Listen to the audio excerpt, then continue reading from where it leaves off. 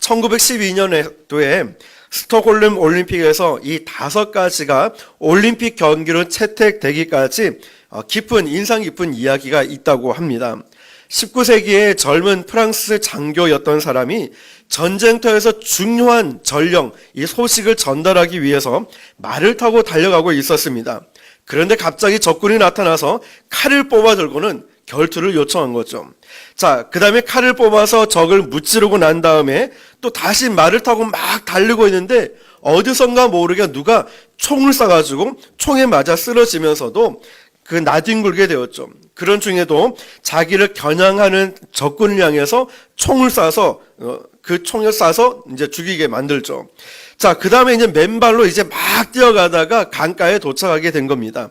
그래서 이 강가에서는 수영을 통하여서 마침내 그 강을 건너게 되었고 아주 중요한 내용의 전령을 자기네 아군에게 전달하는 일에 성공했다는 겁니다. 전쟁터에서 그에게 맡겨주신 그 임무를 완수하기 위해서 열심히 그는 달려야 했고 칼을 뽑고 싸워야 했고 총을 쏴야 했고 그리고 수영을 해야 했고 마지막에는 이런 어려운 장애물을 넘어야 했다는 거죠. 이것이 바로 올림픽의 기본이 되는 5가지 경기 내용이었습니다. 쿠베르탱이 이 5가지 경기를 제안했을 때 가장 반대가 심했던 그 경기가 뭐였냐면은 바로 장애물 경기였다고 합니다. 그러나 쿠베르탱은 장애물 경기에 대해서 굉장히 남다른 애착을 보이면서 이 기본 경기에 장애물 넣는 거는 꼭 넣어야 한다라고 주장을 했습니다.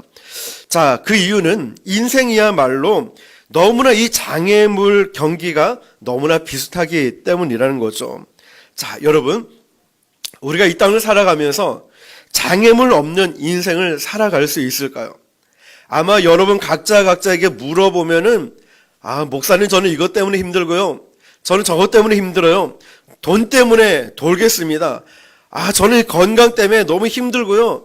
우리 집안 가정 형편 때문에 그렇고 제 앞길 미래 때문에 너무 힘들고 너무나 이렇게 저에게는 장애물이 많습니다. 라고 말할 겁니다. 성도라고 예수님 믿는다고 해서 달라질까요?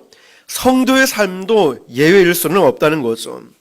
하나님의 사람인 느헤미야 역시도 예루살렘 성 재건에 착수하자마자 여러 장애물을 만났습니다. 그러나 이 느헤미야는요, 이 장애물을 뛰어넘어서 마침내 사명을 완수할 수 있었습니다.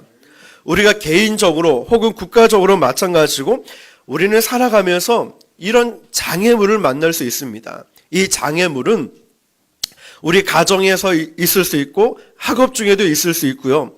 내 인생 가운데 장애물이 있고 또 신앙생활에도 장애물이 있습니다. 우리가 지난 시간 나누었던 믿음의 성장통을 지나야지 우리는 자라나고 성장할 수 있습니다. 이 성장통이 있다고 해서 나는 교회 다니는데 예수님 믿는데 왜 나에게 이런 일이 있어? 라고 포기해버리면 우리는 더 이상 자라날 수가 없어요. 그 문제에 부딪혀서 뛰어넘어야 우리는 자라나는데 늘 어떤 사람과의 관계 아니면 어떤 서운함 아니면 물질의 문제, 봉사의 문제 이런 문제에 부딪혀가지고 어떻게든 기도하면서 극복하고 나가야 우리가 자라날 텐데 늘 타협을 하는 거예요. 아니면 늘 넘어지는 거예요. 그러면서 교회 안 가면 되지. 예배 한 번 안 들으면 어때? 이러면서 타협이 돼버리면 나중에도 쉽게 타협을 해서 우리의 믿음이 자라나지 않는 거예요. 그럴 때마다 믿음이 자란 사람들 보면요, 아파도 힘들어도 억울해도 아니면 부담이 더 어떤 상황, 이 상황과 상관없이 그 예배의 자리, 신앙의 자리를 지키는 것을 봅니다. 그때 믿음이 자라나는 거예요. 누가 한마디 해서 마음 서운해서 이걸 포기해버리고 해버리면 늘 우리의 신앙은 그 자리에 머물러 있다는 거예요. 자, 여러분, 저와 여러분들이 이런 믿음의 성장통을 뛰어넘어서 자라날 수 있길 축복합니다. 우리 신앙에도 이런 장애물을 만날 수 있다라는 거죠. 자, 그렇다면 오늘 우리가 당면한 이 장애물을 뛰어넘기 위해서 느헤미야를 통해서 배워야 할 교훈이 무엇일까? 여러분의 인생, 여러분의 신앙, 여러분의 삶을 뒤돌아보면서 나에게도 이런 장애물이 있는데 느헤미야는 어떻게 뛰어넘었는가, 이 사실을 보면서 저 여러분도 뛰어넘는 성장하는 그리스도인이 될 수 있게 축복합니다. 자, 첫 번째는 하나님이 허락하신 일에도 장애물은 있습니다 라는 거예요. 하나님이 허락하신 일에도 장애물이 있습니다. 느헤미야는요, 기도하면서 예루살렘 성의 재건을 계획하면서 모든 가능한 장애물을 가정해 보았습니다. 그리고 장애물을 통과할 이 과정들을 모든 것을 준비했다라는 것이죠. 느헤미야가 예루살렘 성 재건에 대한 허락을 아닥삭스 왕에게 받아내면서 예루살렘까지 무사히 통과할 수 있도록 통과증을 아닥삭스 왕에게 달라고 요청을 했었습니다. 왜 그랬을까요? 분명히 가다 보면 너 지금 어디 가는 거야? 당신 지금 어디 가는 거야? 가지 마십시오. 가면 안 됩니다.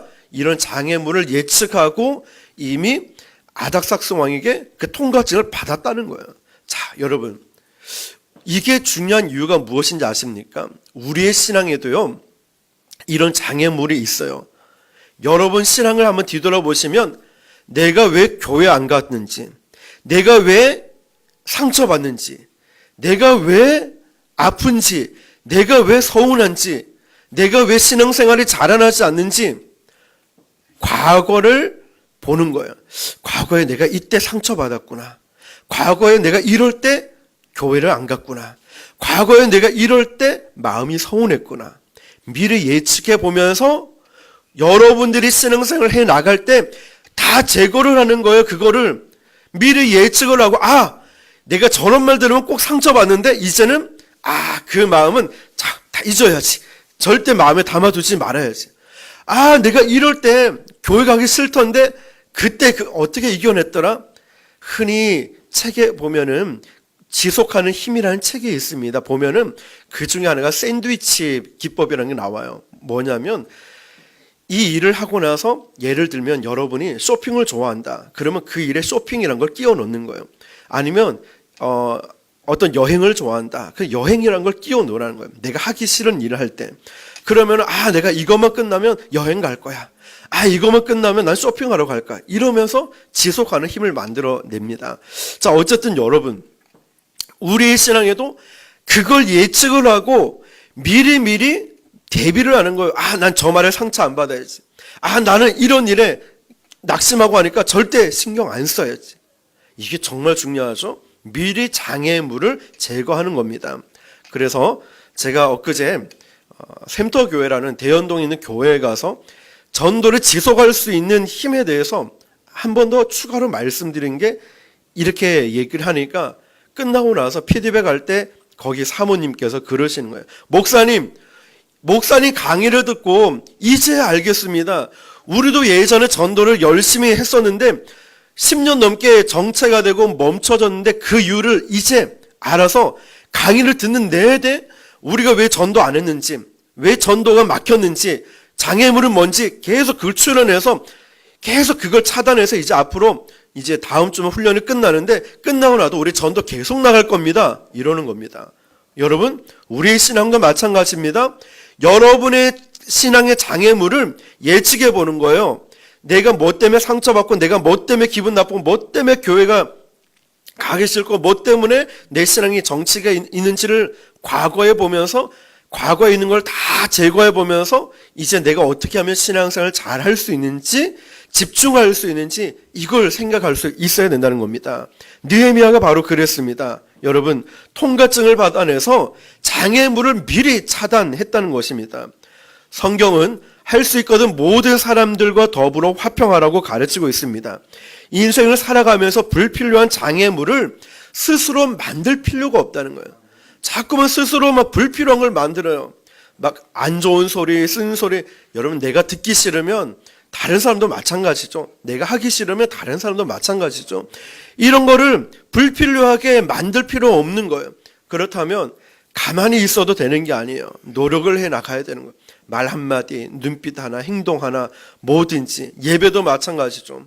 일찍 오셔가지고 예배의 분위기를 막 만들어 놓는 거예요. 교제 나누는 것도 좋지만 한 40분이나 예배도 한 10시 반쯤 좀 일찍 오시고 한 40분까지는 대화도 나누다가 한 5분 10분 정도 기도로 예배를 준비하는 모습들 말이죠. 우리가 다 만들어 가는 거죠. 자, 여러분, 불필요하게 우리 서로 상처될 일을 만들 필요도 없고 받을 필요도 없다라는 거죠. 성경은요, 화평케 하는 자에게 행복을 약속하지 트러블 메이커, 문제를 만드는 자에게 화평을, 행복을 약속하지 않습니다. 화평케 하는 자는 복이 있다라고 했습니다. 스스로 문제를 만들지 말고 키우지도 말고 저와 여러분들이 화평케 하는 자가 될 수 있길 축복합니다. 자, 그런데 우리가 여기서 기억해야 될 것이 있습니다.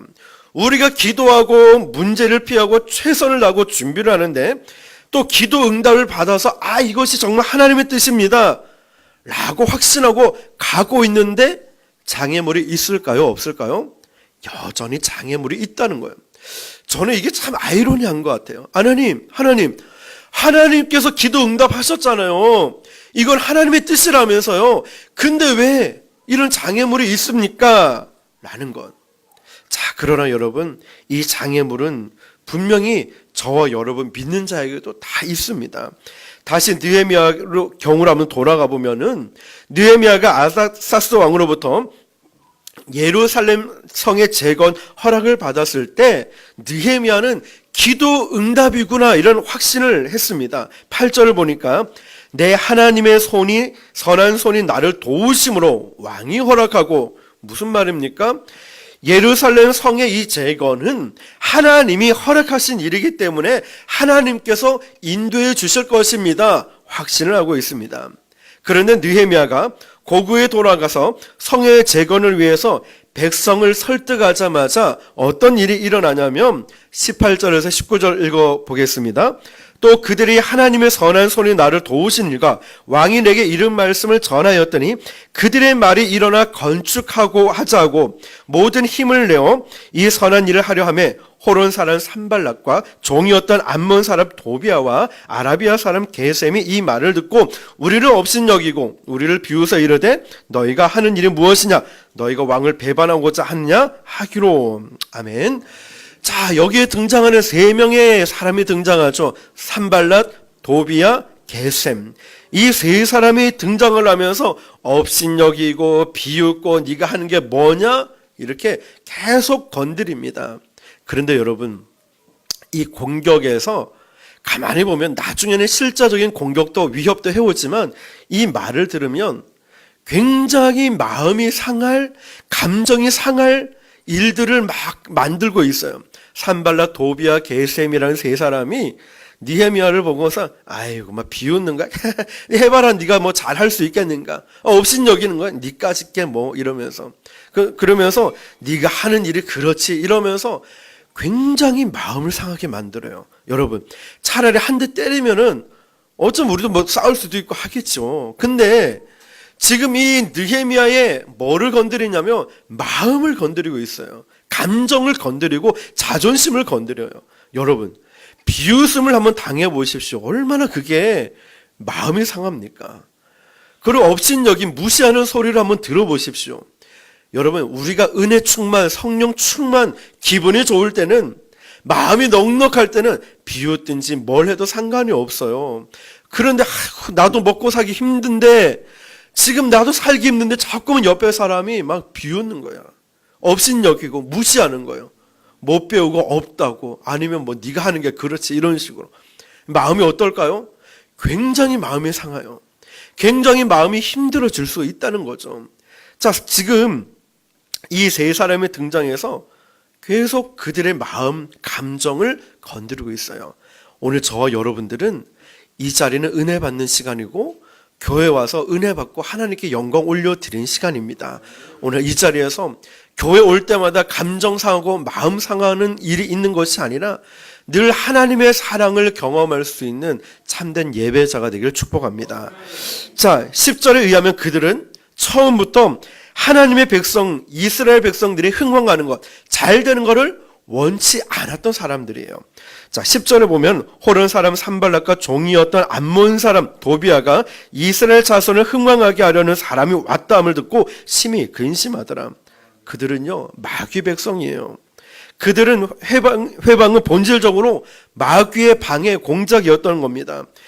자, 그렇다면 여러분, 하나님은 왜 느헤미야에게 이런 일을 시작하면서 동시에 사탄의 방해도 허락하셨던 걸까요? 물론 여기에는 하나님의 분명한 뜻이 이유가 있을 것입니다. 그러나 여러분, 궁극적으로 이 고난은 저와 여러분 또 많은 사람을 유익하게 만듭니다. 오늘 분명한 하나님의 뜻이 있을 것입니다. 그러나 한 가지 기억해야 될 것이 있습니다. 하나님께서 허락하신 일이라 할지라도 만사 형통은 아니라는 것이죠. 하나님이 허락하신 일에도 장애물이 등장한다는 것입니다. 여러분의 신앙생활을 해오면서 지금까지 보면은 막 형통함과 만사 형통으로 살아오진 않았잖아요.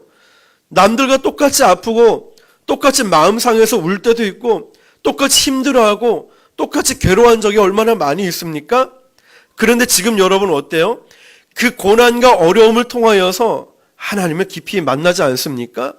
그 눈물의 고백과 그 아픔을 통하여서 하나님을 더 깊이 체험하고 하나님을 떠날 수 없습니다라는 믿음의 고백이 있지 않습니까?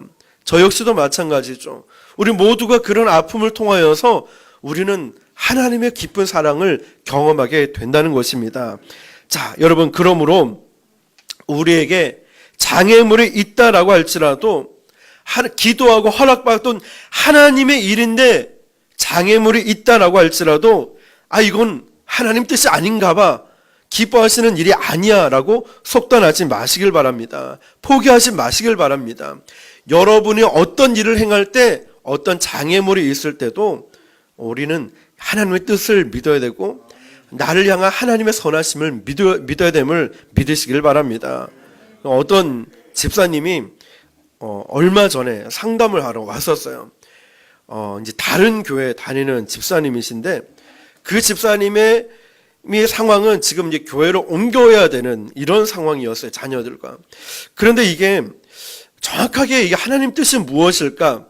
그럼 어떻게 해야 됩니까? 라는 상황에서 근데 그러는 거예요. 그 결정을 쉽게 못하는 이유가 그 교회 목사님이 당장 너 그 집사님 교회 옮기면은 3개월 안에 죽습니다. 이런 말 하는 거예요. 이 집사님이 너무나 충격을 받고 어떻게 나한테 그런 말을 할 수 있을까? 아니 목사님 진짜 사실입니까? 막 묻기도 하는 거예요. 너무 답답한 거죠. 왜 본교회 안 가고 딴 데 가면 왜 자꾸 이런 저주의 말을 퍼붓는지 모르겠어요. 본인도 이제 그 집사님도 왜 나한테 그런 저주의 말을 하는지 모르겠어요. 잘 지내고 열심히 잘했는데. 근데 그 집사님과 함께 기도할 때 하나님은 저희가 그런 마음을 주시지 않고 하나님의 뜻이 있음을 믿으니까 집사님 그런 걱정하지 마시고 그런 생각도 하지 마시고 저도 그런 얘기 들을 때마다 너무 답답하다고. 집사님뿐만 아니고 제가 한 2명 어떤 청년하고 어떤 사람하고 그런 얘기를 들었을 때 그 똑같이 그 청년도 3개월 안에 무당이 된다든가 뭐 그런 말을 하더라고요. 그런 거 전혀 신경 쓰지 마시라고. 하나님을 신뢰하시고 하나님 믿고 기도해서 응답받았으면 하나님의 선하신 뜻이 있을 거라고.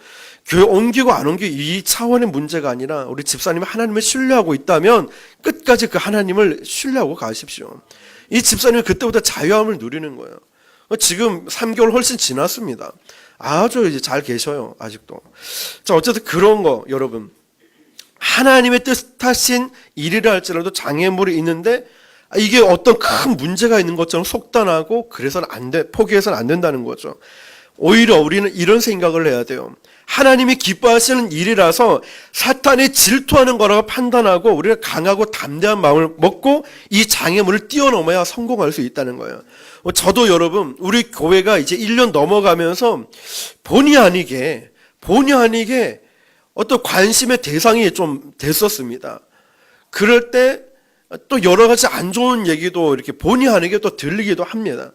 자, 그러나 거기에 집중하는 게 아니라 하나님께서 우리 교회를 기뻐하고 계시는구나. 하나님께서 이 전도하는 걸 기뻐하고 계시는구나. 이 마음을 품고 우리는 이 사명에 집중하는 거지 그런 얘기에 집중하는 게 아니라는 거죠, 여러분. 이 전도를 하다 보면 또 이런 얘기를 많이 들어요. 전도만 하면 다냐. 얼마나 많이 들었겠습니까? 이제 그게 이제 순수한 좋은 동기가 아니라 약간 시기 질투가 있었죠. 전도만 하면 다냐, 전도만 하면 다냐, 그런 거. 그래서 저는 제자 양육도 합니다. 일부러 막 알리는 거예요. 우리 친교 활동도 하고요, 기도회도 하고, 모든 게 다 같이 맞춰야 되는, 균형을 이루어야 된다 하는 거죠. 자, 그래서 여러분, 중요한 건 이제 이겁니다. 이 다음으로 중요한 게 장애물이 있느냐 없느냐 이게 아니에요. 믿는 사람이나 믿지 않는 사람이나 장애물은 다 있습니다. 근데 그거를 이제 앞으로 나에게 있는 장애물을 딱 나열해 보는 거예요. 나는 누구 때문에, 아니 어떤 말에, 어떤 행동에, 어떤 봉사에, 어떤 물질 문제, 아니면 앞길 문제, 불신 딱 기록을 해보고 이거는 딱 옆으로 두면서 나는 절대 여기에 시험 들지 않을 거야. 딱 마음을 먹고 이제 내가 가야 할 길에, 내가 집중해야 될 것에 딱 집중하는 거예요. 이렇게 해서 장애물을 뛰어넘는 겁니다. 그래서 이 장애물은 믿는 사람도 있구나, 이런 마음을 품어야 돼요. 목사인 저도 있고 여러분도 다 장애물이 있어요. 다 인간은 장애물이 있어요. 자, 그러면 이제 중요한 건 장애물이 있느냐 없느냐 이게 아니라 어떻게 하면 이런 장애물을 뛰어넘을 수 있는가라는 거죠. 어떻게 하면 이걸 뛰어넘을 수 있느냐, 두 가지입니다. 장애물을 뛰어넘는 비결. 20절 보면 느헤미야가 이런 고백을 합니다. 얼마나 믿음직한 고백입니까? 같이 읽어볼게요. 20절 시작. 그들에게 대답하여 이르되 하늘의 하나님이 우리를 형통하게 하시리니 그의 종들은 우리가 일어나 건축하려니와 오직 너희에게는 예루살렘에서 아무 기업도 없고 권리도 없고 기억되는 바도 없다 하였느니라. 아멘. 자, 그런데 여기에서 느헤미야가 하나님을 믿는다는 것, 하나님을 믿는다는 것이 구체적으로 무엇을 의미하는 것일까? 첫 번째는요, 두 가지만 보고 마칠게요. 첫 번째는 뭘 믿느냐? 맡은 바 사명을 믿어야 합니다. 따라해 봅시다. 맡은 바 사명을 믿어야 됩니다. 그렇습니다, 여러분. 우리는 사명 따라 살아가야 돼요. 돈 따라 살아가면 안 됩니다. 사명 따라, 우리 감정 따라 살아가면 안 돼요. 믿을 수가 없어요. 사명 따라 사는 거예요. 저와 여러분도. 느헤미야는 지금 그들의 종들인 우리가, 그들은 여호와 하나님, 종은 자기 자신을 말하는 거죠. 종들인 우리가 일어나 건축하려니와 고백을 합니다. 우리는 지금 하나님의 종으로서 하나님의 일을 하기 위해서 여기에 있다는 고백입니다. 할렐루야. 저와 여러분도 북옥 순복음 교회를 하나님이 보내주신 것은 왜 보내주셨을까요? 하나님의 일을 하기 위해서 불러주셨습니다.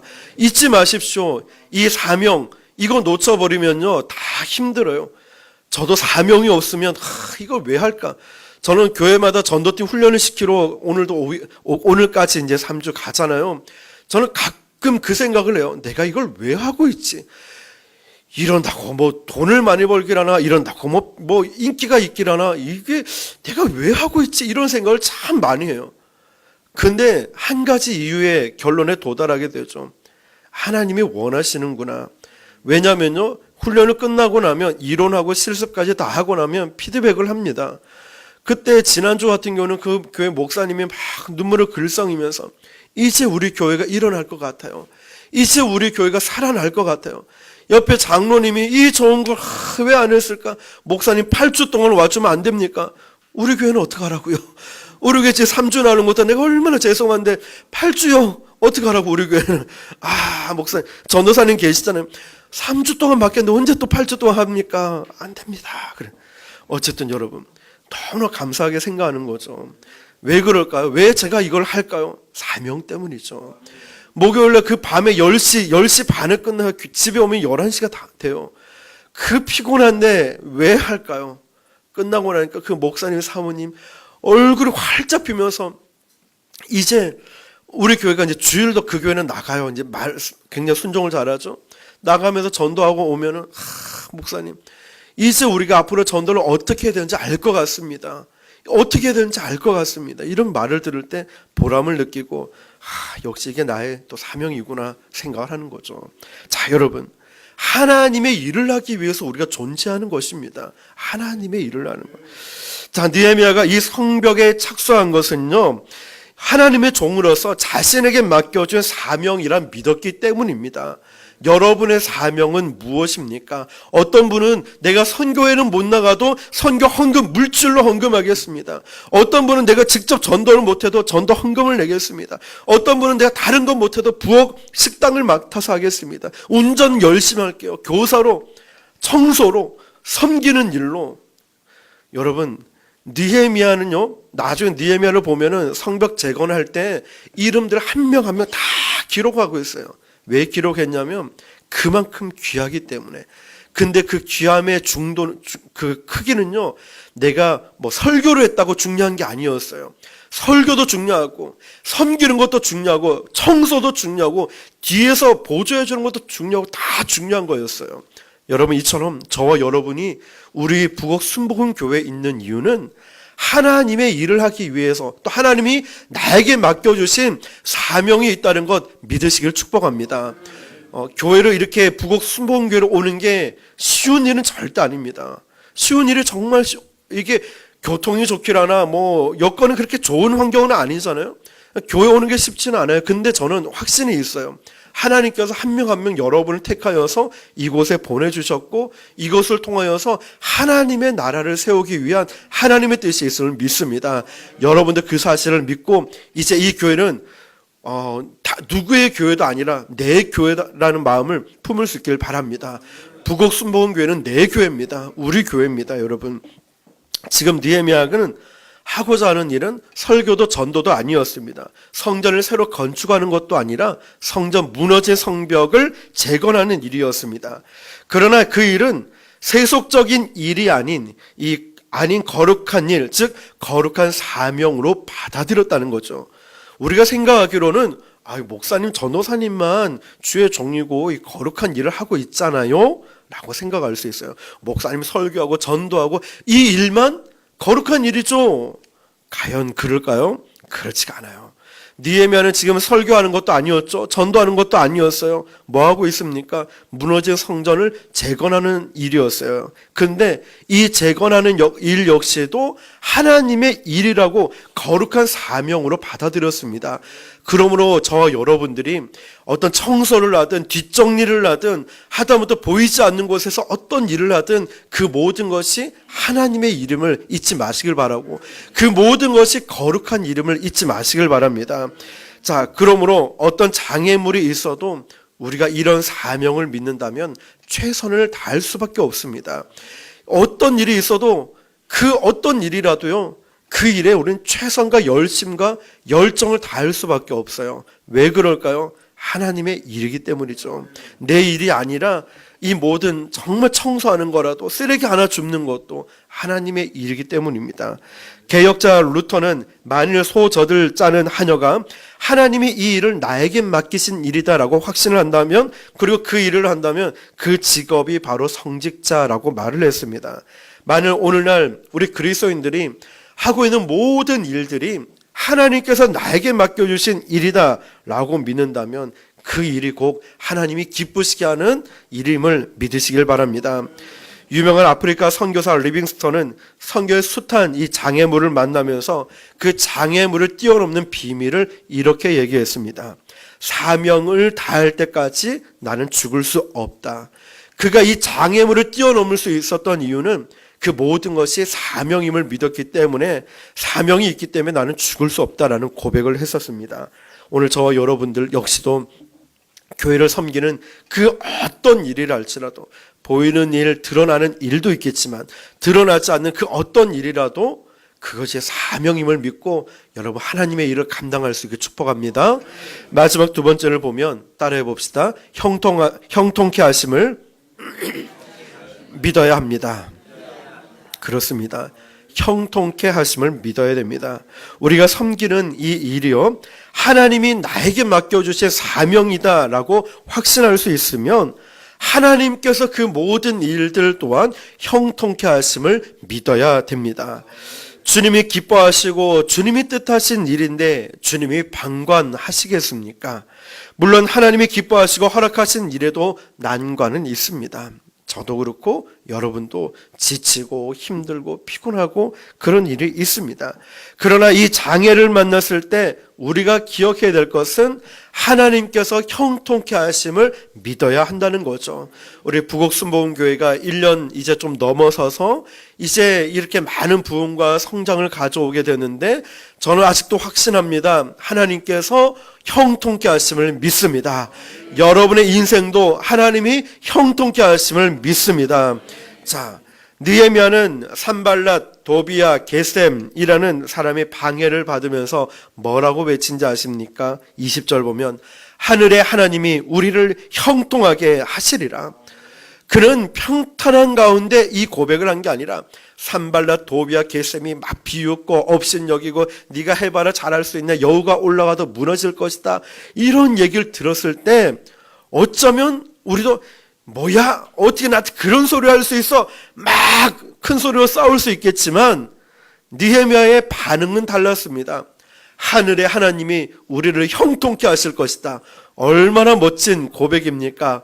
여러분, 아무리 여러분에게 당신은 안 돼, 할 수 없어, 업신여기고 비웃는다 할지라도 여러분은 이런 고백을 할 수 있길 바랍니다.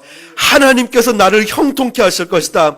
하나님이 나를 지켜주시고 인도해 주실 것이다. 이 믿음을 고백할 수 있길 바랍니다.